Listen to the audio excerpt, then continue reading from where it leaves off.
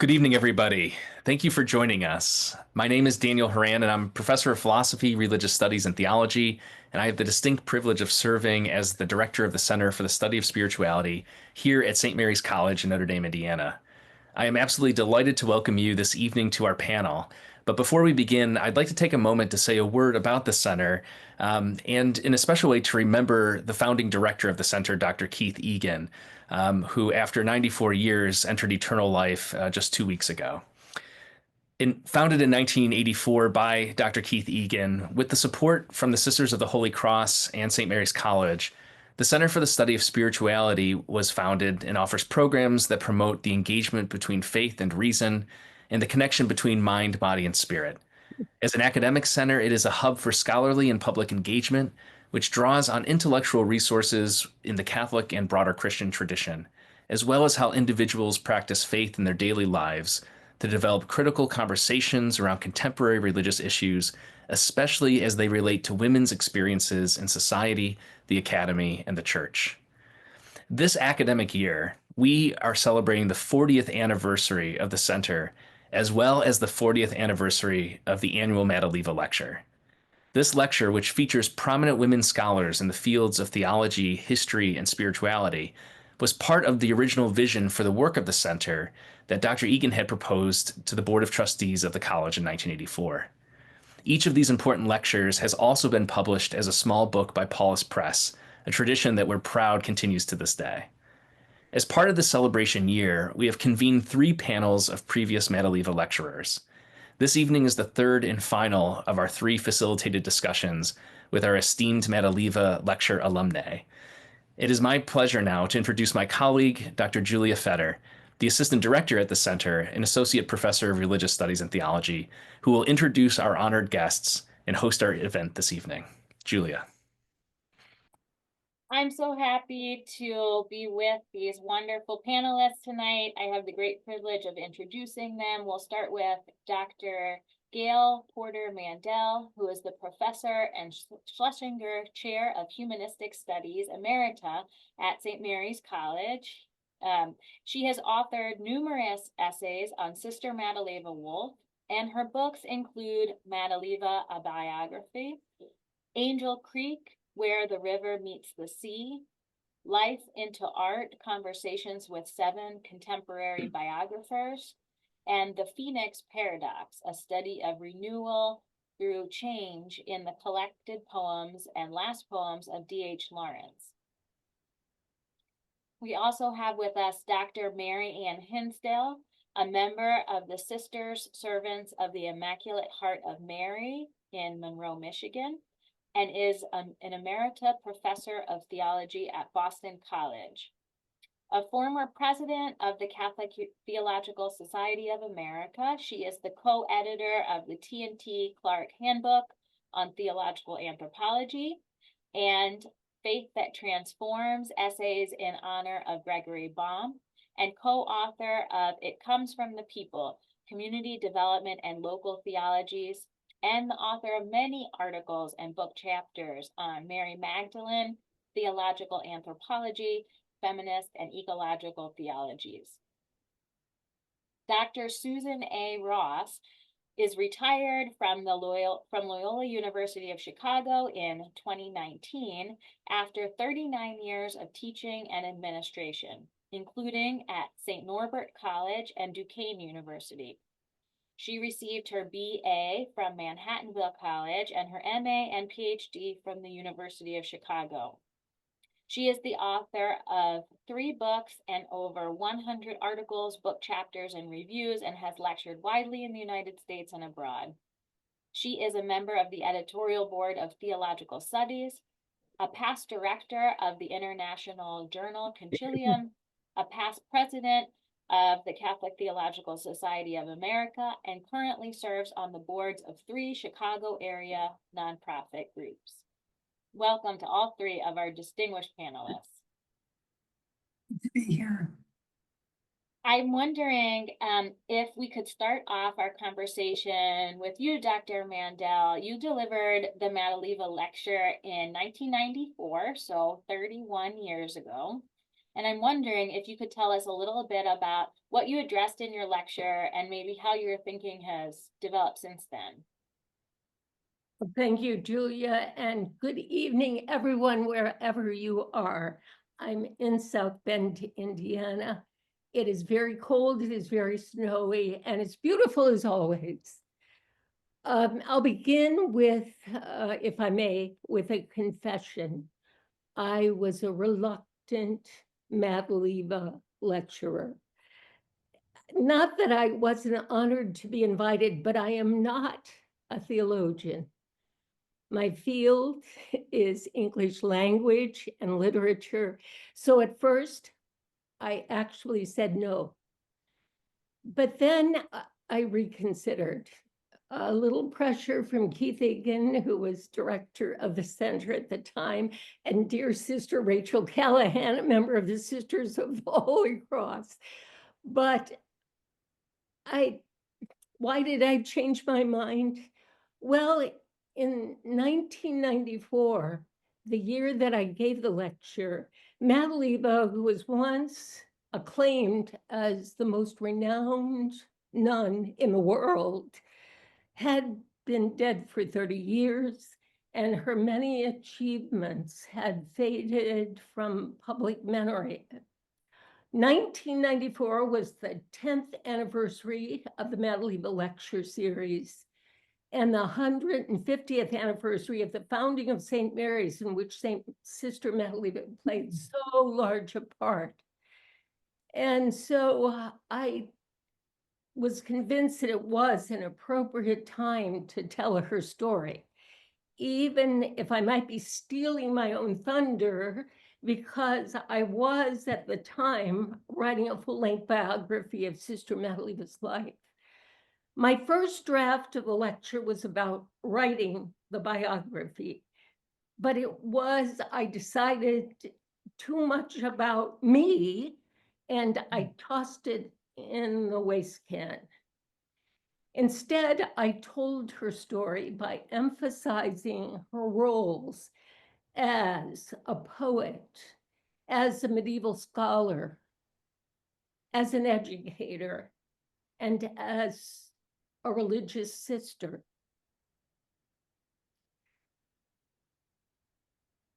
I thought I might be stealing my own thunder because I was at the time in the process of writing a full-length biography of her life. My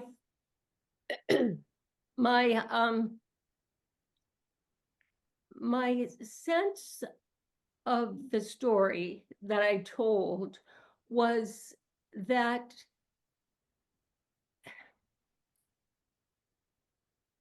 I wasn't focusing on one individual person's life. I was really trying to look at women's lives in general through her, but it was not how she represented all women, but I wanted to emphasize how her achievements challenged the stereotypes of women of her day, especially of nuns.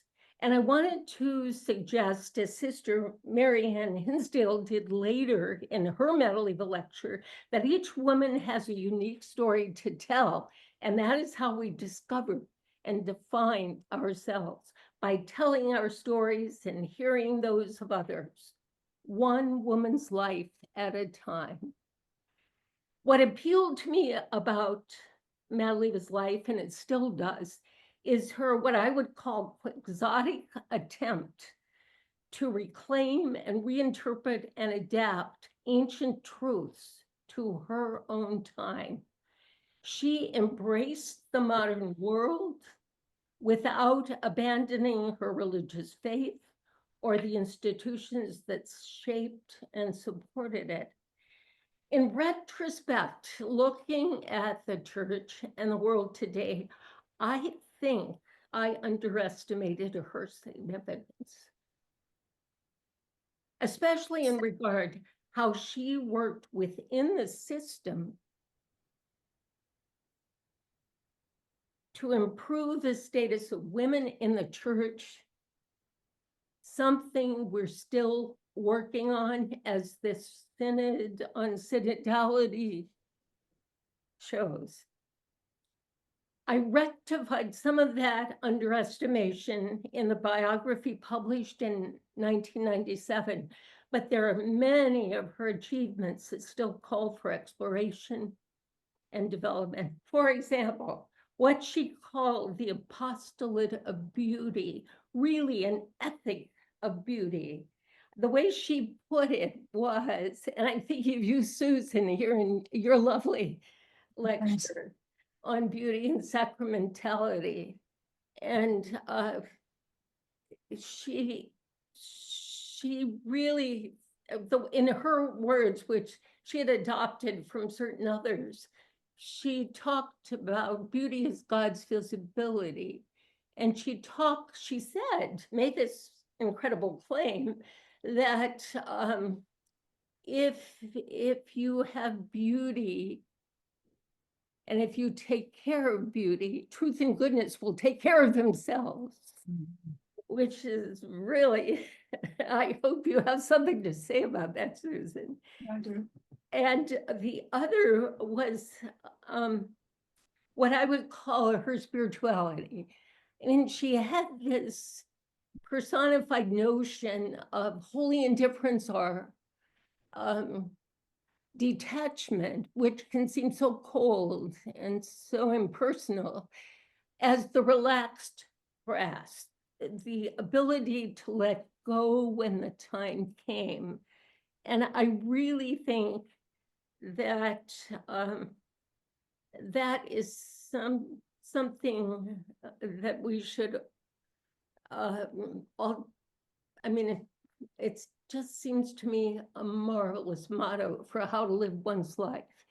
And the other was her whole idea of the sacrament of the present moment, a way of encountering God in the here and now through the tangible. For example, through nature and human relationships. Also, the way she integrated what she called her three lives: her human, her professional, and religious or spiritual life. So that's how I thought about my topic back then, and sort of how I'm thinking about it now. Thank you so much. Thank you. I wonder, Dr. Hinsdale, if you might tell us a little bit about your lecture, 2004, 21 years ago, and how you think about it now. Well, of course, it was entitled Women Shaping Theology. And thank you, Gail, for bringing up the idea of my idea of wanting to tell a story. When the reason why I chose the title, I think is important. I was teaching at the College of the Holy Cross then. And when I first started there, I had come from teaching 5 years in a seminary. So it was quite a change from going from, it was a wonderfully progressive seminary, which is why it doesn't exist anymore, I hate to say. But anyway, I talk about that in the lecture.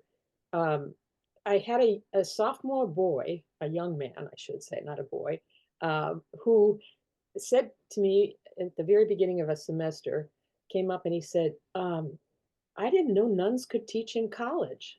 And I said, really? Well, here you know one now. And he said, I just thought they taught in grade school. So I thought, oh my gosh, that seems so kind of obvious to me. But then I also thought of my own experience being a person in college myself. And of course, it was a women's college, and I did have women professors. But when I went to graduate school, I only had one woman professor in graduate school during the time that I was at the University of St. Michael's College, and that was in the late 70s and early 80s. So I thought, wow, a lot has changed, because here I am with a doctorate teaching these undergraduates, and then eventually I went on to Boston College and taught graduate students. So that was kind of in my mind. And as I started to research about, well, how did women get into theology and so forth, I obviously already knew about Sister Madeleva's School of Theology because the woman who it was an important mentor in my life, Margaret Brennan, Sister Margaret Brennan, had gotten her theology degree from St. Mary's in the school that Sister Madeleva set up. I also had Dr. Joanne Walsky-Kahn as a professor in my undergraduate, where we still had a formation campus college of Marygrove College where I went. And I thought, well, how do I go about doing this? And I thought, I think there's really a backstory to all of this. Uh, and that is the whole idea of women's colleges, for example, which are now going the way of all flesh, I gather, except for St. Mary's. And this backstory was the sister formation movement. And I knew none of my students would know what that is. So I started researching that and thinking about how that really prepared women in general, basically, to become teachers and especially for women religious, not to step foot in the classroom until they actually had a degree. And so many of my students wouldn't have known that, for example, the caricatures that they make of sisters throwing erasers at students that are unruly or whatever. A lot of that was because first of all, the elementary school classes were so large, 75 kids in one of my elementary school classes at a Catholic school. And some of the early sisters who taught were just out of the novitiate, 19, 20 years old. I don't know what I would have done with 75, first or second graders if they started, getting out of hand. I don't think I would throw an eraser at them, but I think I would become very frustrated. And so I think that probably led to a lot of these stories about these nuns who really brought havoc on students. So anyway, I realized that my own life actually patterned some of these events that I think were important in the backstory for women shaping theology.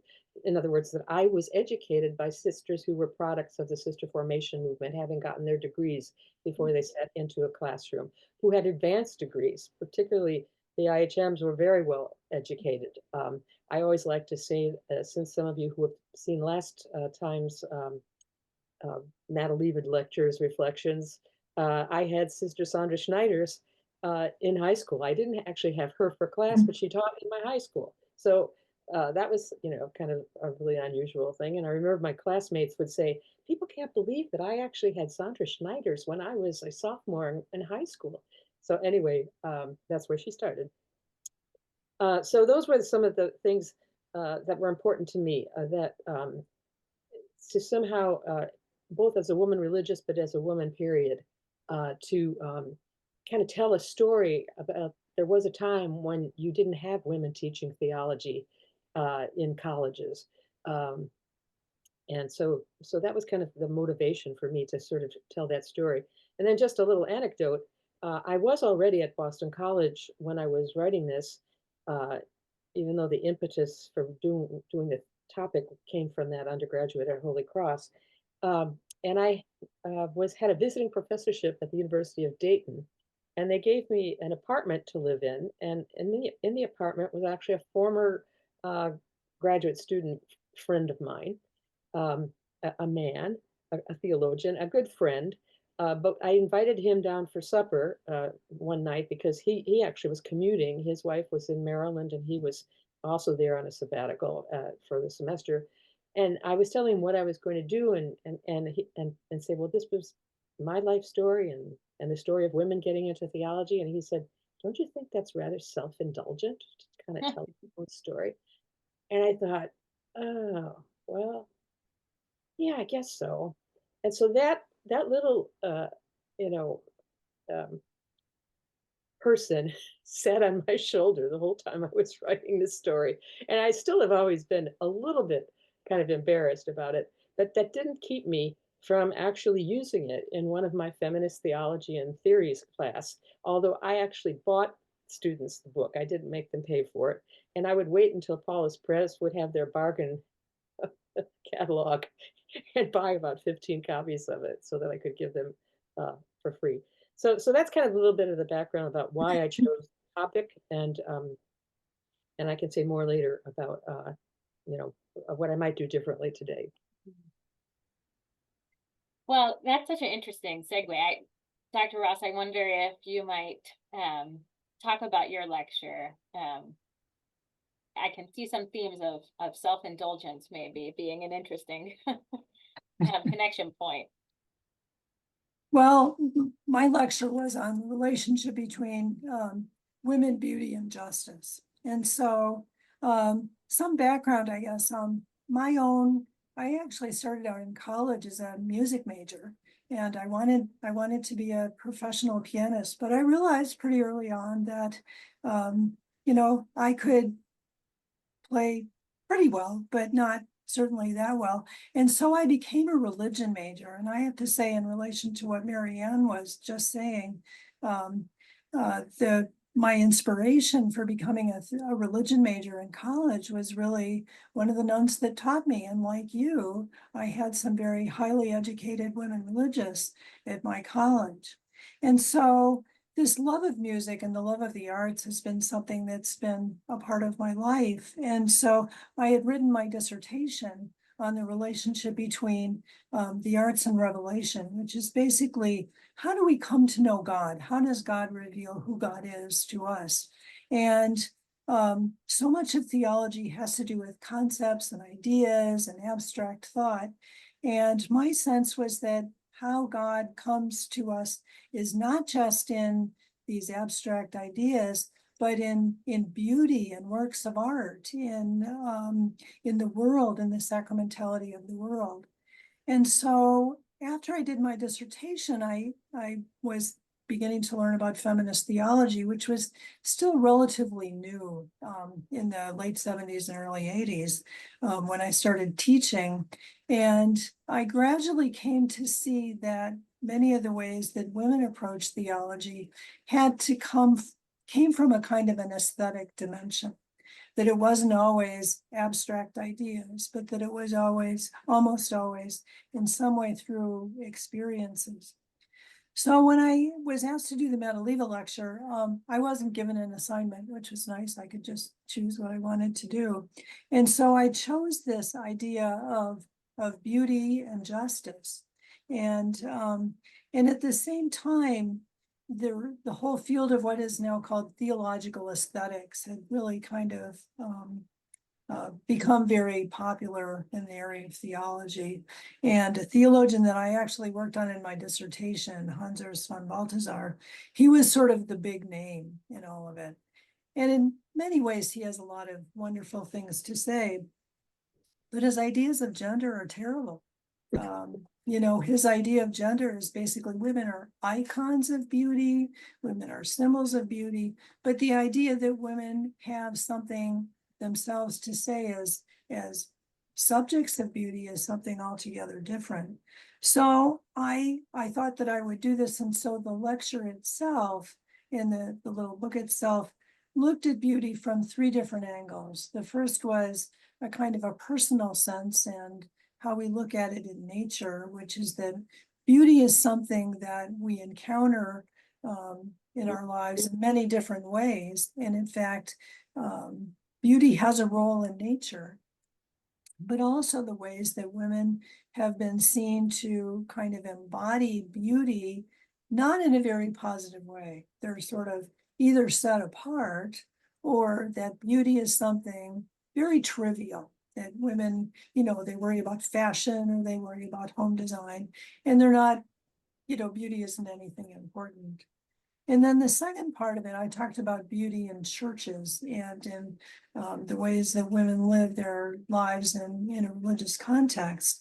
And it was very interesting that some of the early Christian fathers would say that women are tempting to men.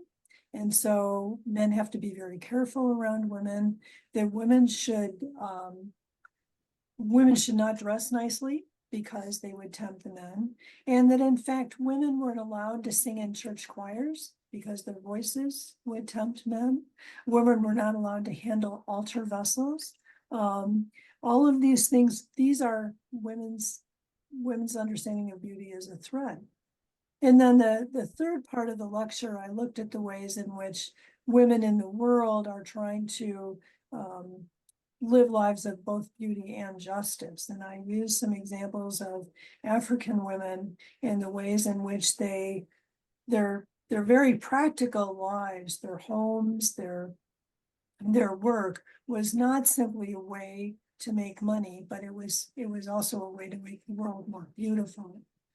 And then I would also say that in terms of theories of ethics, and what I tried to bring together in terms of theories of justice here, was that so often when we talk about being good or doing good, we talk about it in terms of obligation and duty.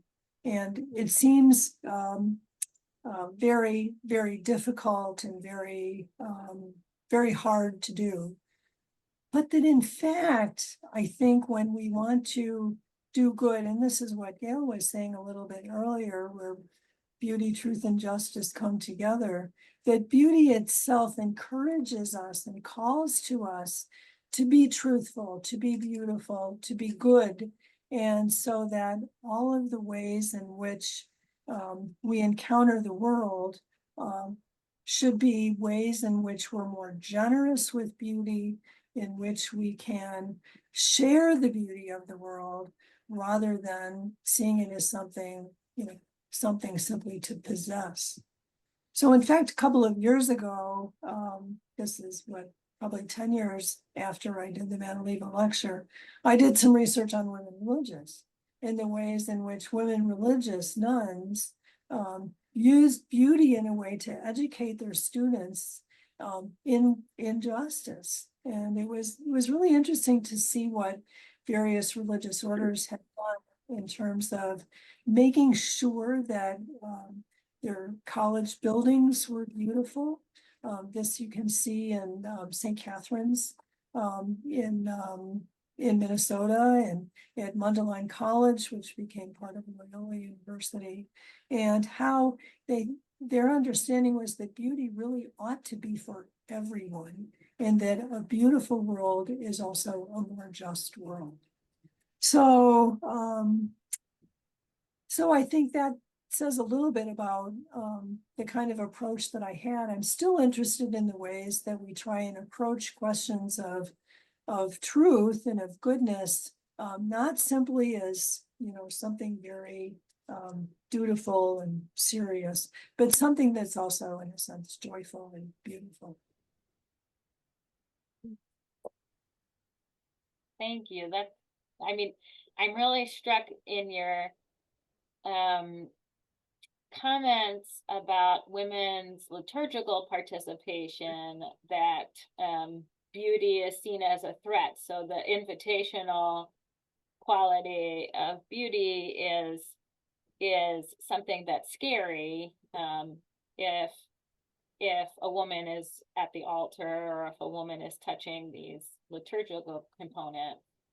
And I think that's still true. I think Yeah. there's a lot of that, the thought of a woman in liturgical vestments, for some people, it's just horrible. And it's almost blasphemous that there's something about how the divine appears, that if it's associated with women, then it seems to get associated with sexuality. And sexuality and God, of course, cannot come together, because while God is beyond sex, God is male. And so to talk about the beauty of God, in some ways, just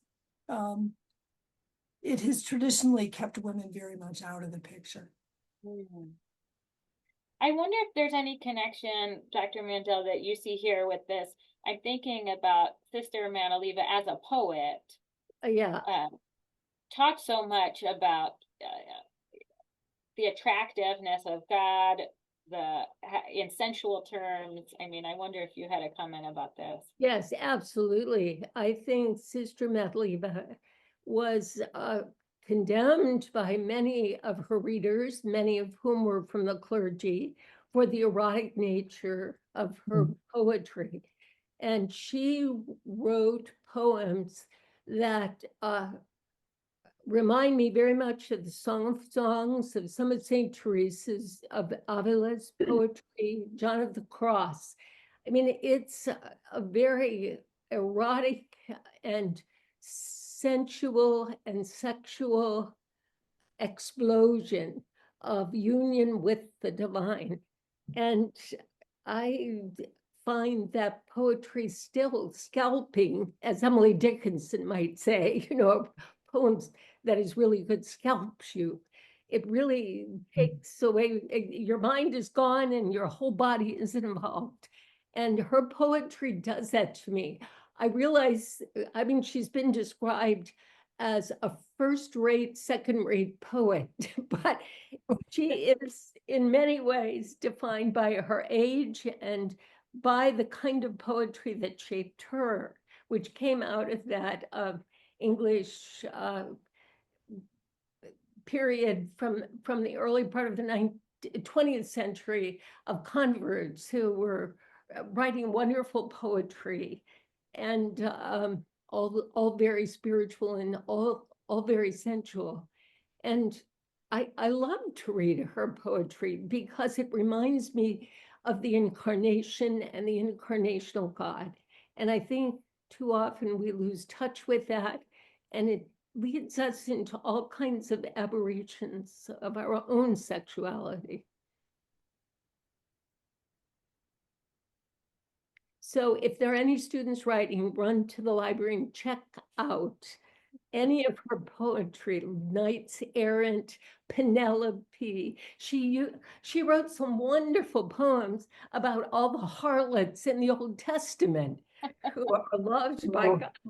I mean, she is quite, and Penelope, she identifies with in times of spiritual dryness, where is this lover God? And it was wonderful to watch, as I read through all her poetry, see her as a young woman passionately in love with God, moving through a mature stage where she felt abandoned by her lover, and then finding God again in the child, in which enabled her to nurture the young and turn into a mother herself instead of being the bride of Christ or the lover of Christ. Yeah. Oh, interesting.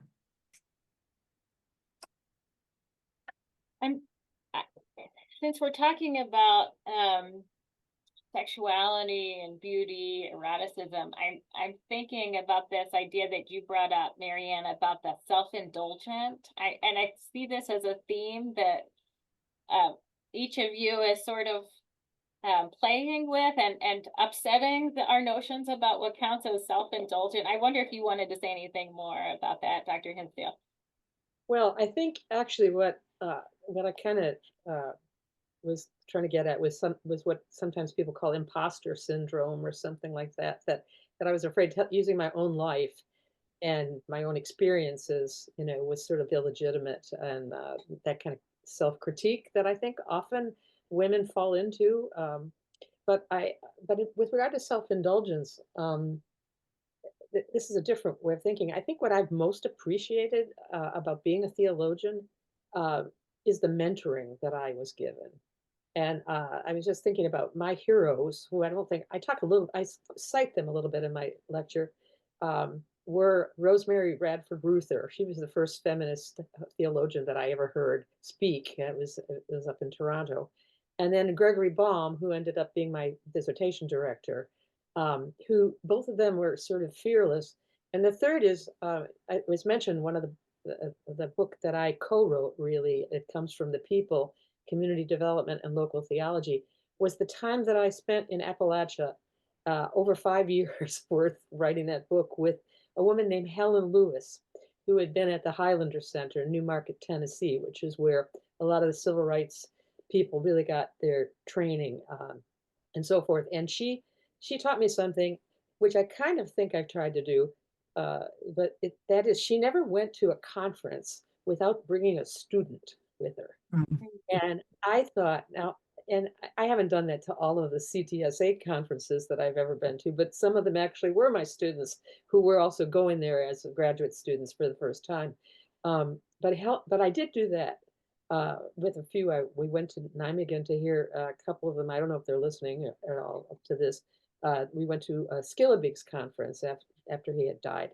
And so the whole vocation of a theologian in terms of mentoring, I think, is really important. And that isn't about, I don't think that is self-indulgent. I don't know how good a mentor I have been. I mean, anybody that was one of my students said, well, you're one yourself, Julia, you can Yeah. do that. Yeah. But anyway, that has been one of the most gratifying things about being a theologian. And the thing that I regret most, though, is that in the process of not just teaching that book, my Madeleva Lecture, is the thing that comes up with regard to women who feel called to ordained ministry in the Catholic Church in particular, especially when we have Lutheran women who are pastors and Episcopal women pastors and even bishops, as we just saw in our inaugural announcement of Bishop Buddy. And so I had several students who became Episcopalians, mainly so that they could be responding to their call to be an ordained minister, and that's just still something that it disappoints me. It sometimes makes me angry. And again, I've had students say, "Well, why do you stay in the Catholic Church?" Now I said, "Well, I'm in a religious community, and that's probably what keeps me most." But and I am greatly we'll see what the future brings, but I'm greatly enamored of the whole concept of synodality. And Pope Francis, who isn't going to live forever and who knows what comes after him. So the whole kind of hierarchical structure is a problematic thing with regard to ministry in the Catholic Church. But anyway, those are just some thoughts. They're not really, I hope, about being self-indulgent as they are about being concerned, basically. I'd like to pick up on that if I could, because you mentioned sort of imposter syndrome, Marianne, a couple of minutes ago, and I remember that when I went to a women's college and I had all these really well-educated nuns teaching me, who inspired me to go to graduate school. But I just remember when I was in graduate school myself, and there were not a lot of women in the late 70s studying theology. I remember that when I took my exams, one of the professors was saying, "Isn't this wonderful? There are 3 women taking exams." But I think that I always had this sense that the more abstract I was, the smarter I was. And so my interest in the way in which we come to God and come to understanding religion, not just in abstract ideas, but in the sacraments, for example, and in physical ways in which we have these experiences. I think it seemed to some of my fellow students kind of soft, that this was something that wasn't as sort of hard-edged as theology ought to be. And so that when I began working on my dissertation, I remember, reading about how Balthasar's critique of theology was that it was overly rationalistic. And I remember thinking at the time, yeah, I think so too. But it was still seen as something kind of soft and feminine, at least by some people. And so, it was kind of interesting when I have to say in writing the Madeleva Lecture, which I have to say when I wrote it, I loved doing it. It felt like so much fun. It was bringing all kinds of things together, where so much writing of theology, and I think all of us have experienced this, can be a little bit of nose to the grindstone, and I've got to get this out and I've got to get it done.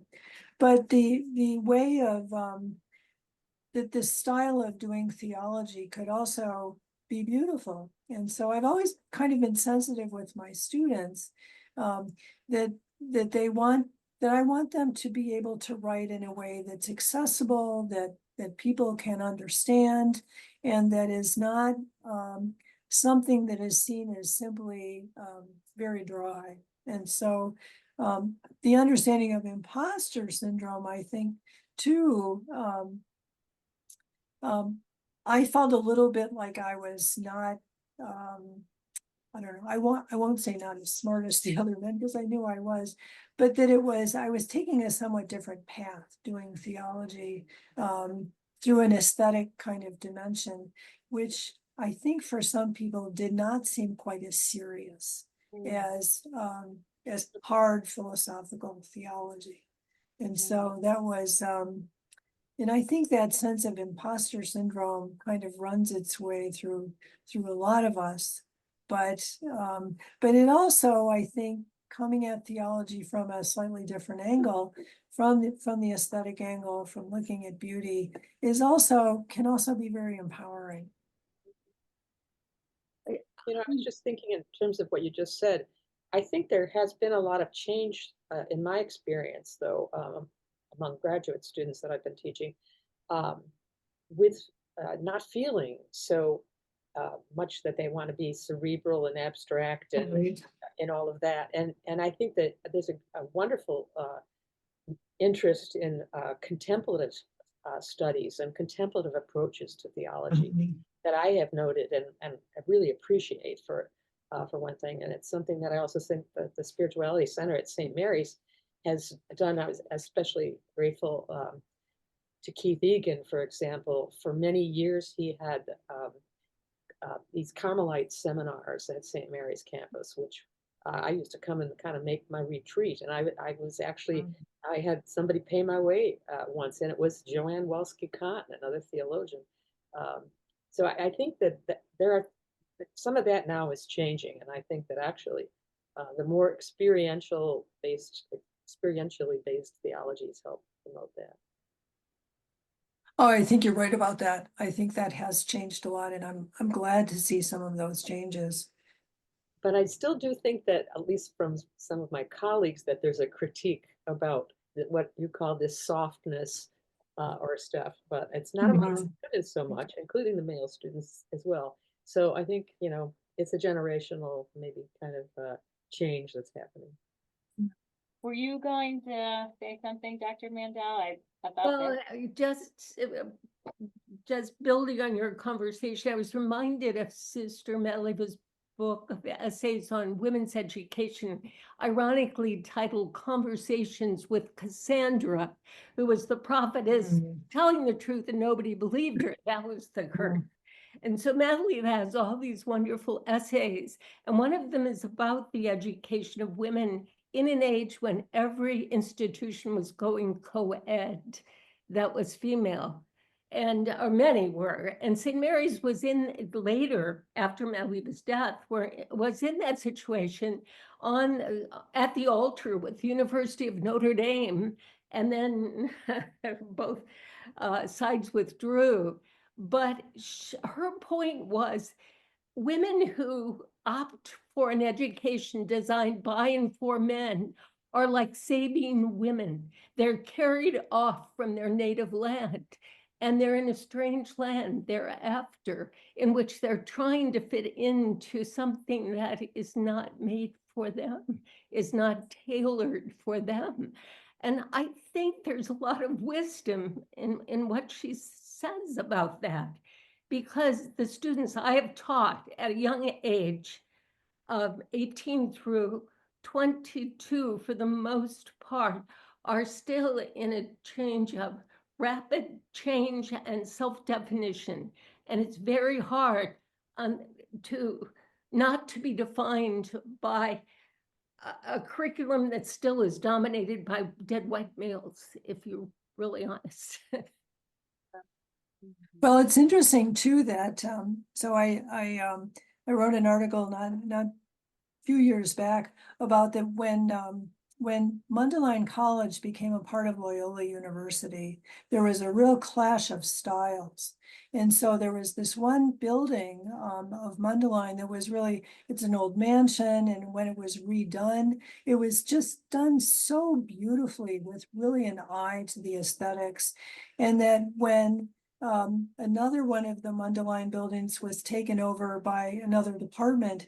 It was sort of all hard edges and stainless steel, and so it was kind of interesting to see the formerly women's college that was so sensitive to the aesthetics, and actually the main building was designed with very specific attention to the materials that it was put together with and all of that, that the president of Mundelein College at the time felt that it was really important to emphasize the aesthetic, because the young women that were coming there were coming from all parts of the city, mostly as day students, and she thought that they deserved to be surrounded by beauty, that it was really important for them. So it's, and then when they redid the library for Mundelein College, which became part of Loyola, it was all hard edges and stainless steel, and it was just kind of interesting, the contrast in styles, that one of them, it just seemed to have that, to be really serious, you have to have the hard edges, but yet with Mundelein College, the whole idea was that you really want to inspire your students to be in a beautiful situation so that they can communicate all of this, in their own studies and in their own lives.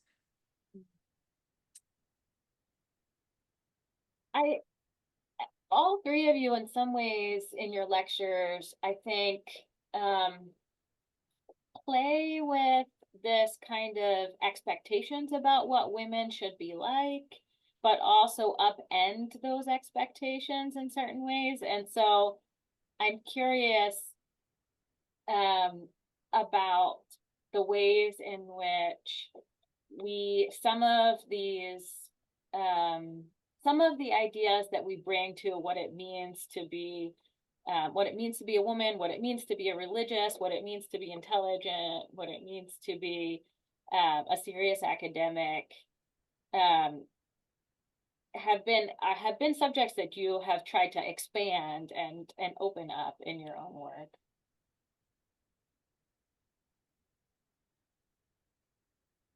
Well, I'll just say that going to a women's college, and it was a sister school of yours, Susan. I went to Maryville College of the Sacred Heart, run by the Madeleva Sacred Heart in St. Louis, and you said you went to Manhattanville. That's right. Yeah.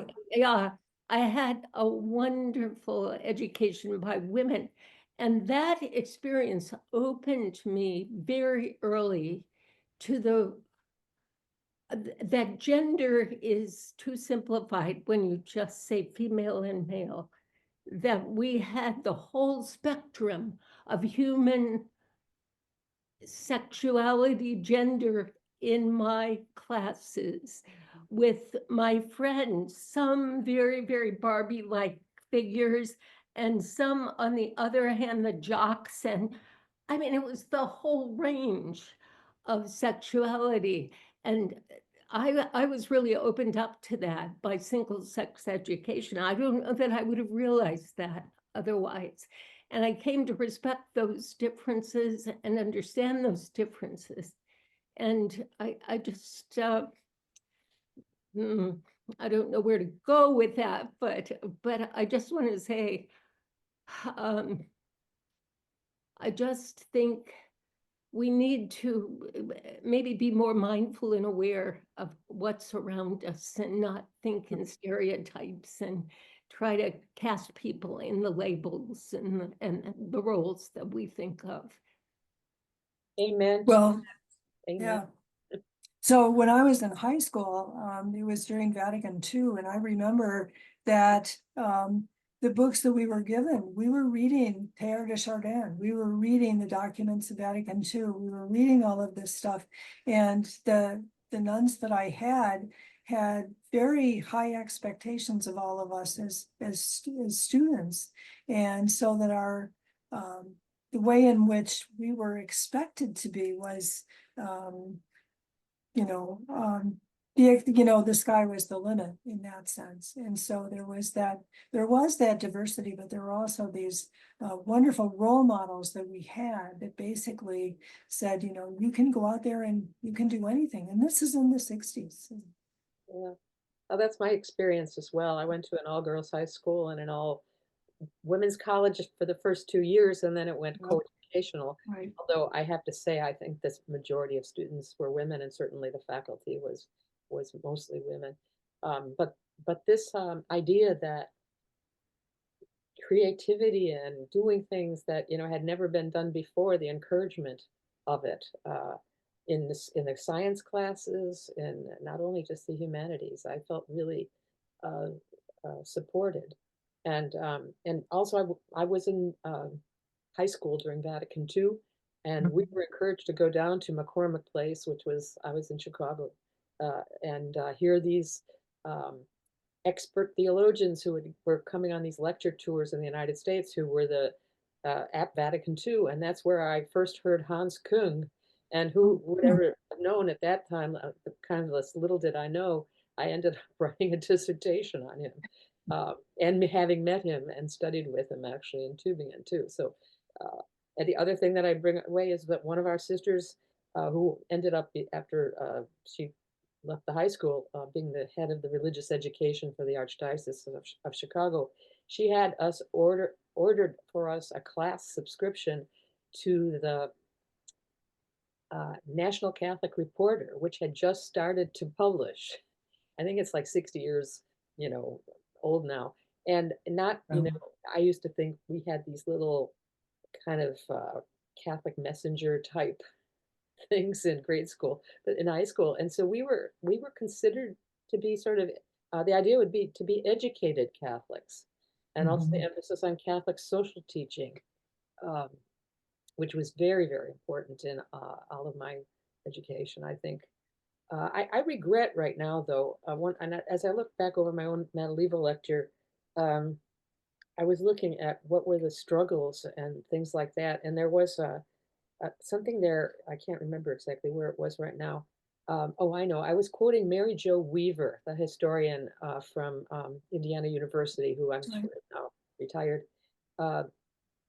about why do you stay in the church, was one of her quotes. And she wrote a little book called Springs of Water in a Dry Land. And she said the choice to stay or leave the church for many women, including herself, was a choice between torture or starvation. Now, my regret is I don't think I'd have too many students today who would say that, particularly at the undergraduate level, because the church seems so out of touch and irrelevant to so many. So that's kind of a regret about are women shaping theology in a way, that can do much about that. But I do think, since most of the theologians that I know today are actually married and have children, who knows? But I know that they worry about this. Yeah, well, I think that the whole idea of women doing theology, at least, and Mary and I were sort of a similar generation, is that after Vatican II, for me, it was like, oh, wow, this is something I can do. How exciting. I want to go do it. And so, and the idea of doing theology from a feminist perspective was something that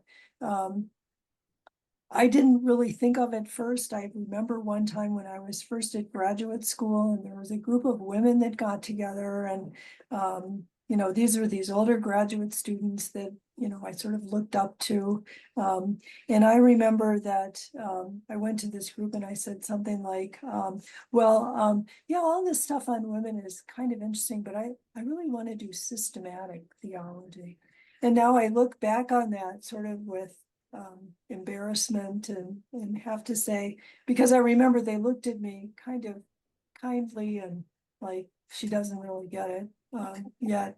But I did eventually get it, because actually it was the late wonderful Ann Patrick passed on to me Mary Daly's book, Gynecology, when I was a graduate student to write a review of it.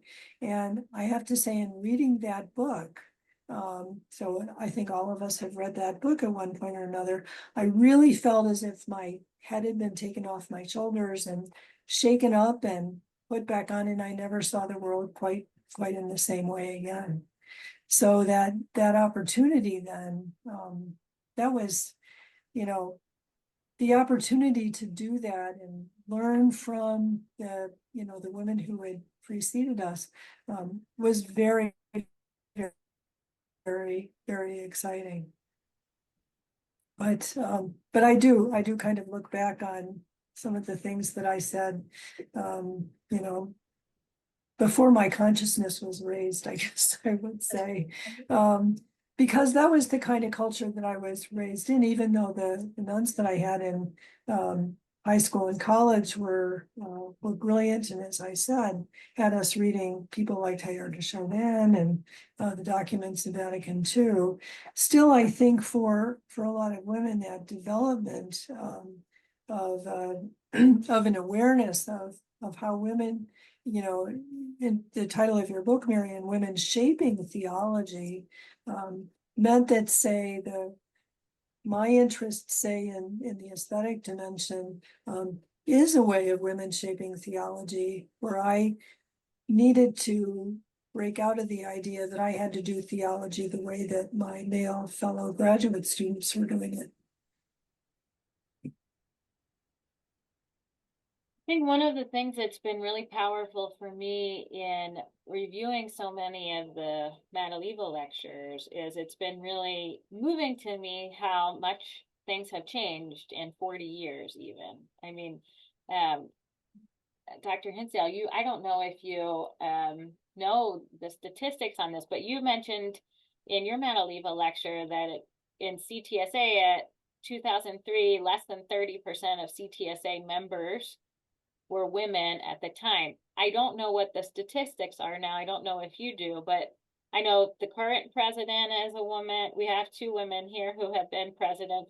Right now, the current president is a woman, the president-elect is a woman, the vice president is a woman, and the past president, most recent past president. So all 4 are women. So women's leadership in the guild has been really important. There have been some real movements in over 40 years that have been really meaningful and have paved the way for folks like me and folks like our students who are much younger, obviously. Of course, sometimes I look back, I was a secretary besides being a president, and so I had all that statistics at my disposal, to be able to count. And the thing that was true is that the women showed up at the convention, so it looked like it was almost 50-50. But also the women are willing to do the work of being elected to these positions, and they are a lot of work. True. And often during the years when Susan and I were involved in that, of course, we had every year we were going to say, like, okay, who's going to be called before the, CDF or the whatever they call it now, the ICD. I don't know. There's got another initial in front of it right now, or the bishops or something like that for something that was written, and we'd have to support them and all that. But I do think, in fact, that is how I ended my Madeleva lecture was with a poem from the famous poem from Mary Oliver. Mary Oliver, yeah. On a summer's day, what are you going to do with your one precious life? And I said, in the end, with whatever else may be true about the church, well, be a theologian. You can do, something. That's a vocation, and that's really important. So I do think we've seen a big swing. I don't know the statistics right now of the numbers, but as you pointed out, Susan or Julia, that our current leadership in that professional organization is mostly women. Yeah. I don't know if we still have time, but I would just point out that when Sister Madeleva founded the School of Sacred Theology, which was really the first offer of full-time studies and graduate degrees in theology to women and laymen, she said that you give women a start, and it may be all male instructors, which it was, Jesuits and Dominican priests, but soon the women will take advantage of that education and move out. And they were teaching the religion courses in many colleges, certainly in high schools around the country. And it really did change the face of theology. And Mhm. Mary Daly herself was one of the first graduates of the School of Sacred That's right. Theology. Good And reminder, I don't Jan. know that she owned it. She kept, I don't know if she was embarrassed by the fact that it was a women's institution. Shame on her if so, but she got her degree there. That always floors people, students, when I get up with class. But you know, there is something in the chat there. A question is being asked, Julie. I don't know if we have time to look at it. I actually know the person who's asking it, but maybe it Yeah, may be too much. I think that we have touched on some of the ideas that folks have offered. So I think what is left to be said is to thank the three of you for a really wonderful conversation. I'm really, really enriched by this beautiful conversation about beauty, and what counts as indulgent and what doesn't, and what counts as feminine and what counts as intelligent. So I'm really, all three of you are a great gift to me. So thank you to everyone for who has participated, who has watched, and